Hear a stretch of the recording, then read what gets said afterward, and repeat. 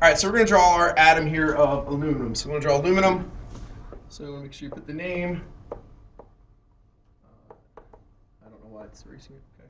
And our symbol for aluminum is Al. All right, atomic number for aluminum we got there is 13. And our atomic mass, we want to take 26.9, round it to what? What do we round it to? Somebody? 27. 27, thank you. 27. All right, so now we got our protons, neutrons, and electrons. Okay, so to find the number of protons, what do we use? Dan? Atomic number, which is 13. Okay, comes right from here. All right, if you have 13 pluses, how many electrons? The negatives, Steve, do we need to have? 13. We also need 13. Okay?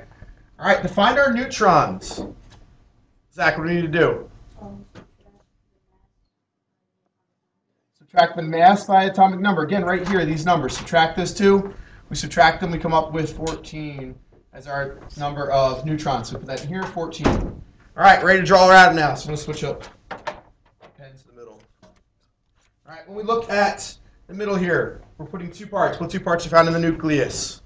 The plus and the circle. Okay, our protons and our glue, the neutrons. Okay, we copy the number again right from up top, right from the top. The 13 protons, and we have 14 neutrons. Okay, that's where people seem to mess up. We have 14 neutrons. Make sure you put the proper number in there. All right, so we did our rings. I'm going to draw the electrons on the ring in the color we used instead of drawing it with the color.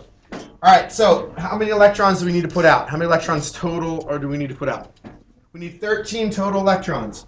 So the first ring, how many can we put in the first ring? First ring only. Connor?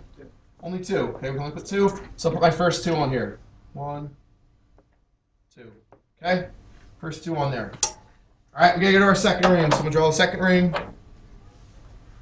In our second ring, how many can we have? How many second ring? 8. 8 total. All right, so we'll start drawing those guys out. I do my pairs. 1, 2, 3, 4. Make sure you put the negative sign. That helps. 5, 6, 7, and 8. Okay, we have 8 there plus 2 in the middle. We have 10 total at this point. Okay, we're going to go to our third ring, right? We need 13. We need to go to a third ring now.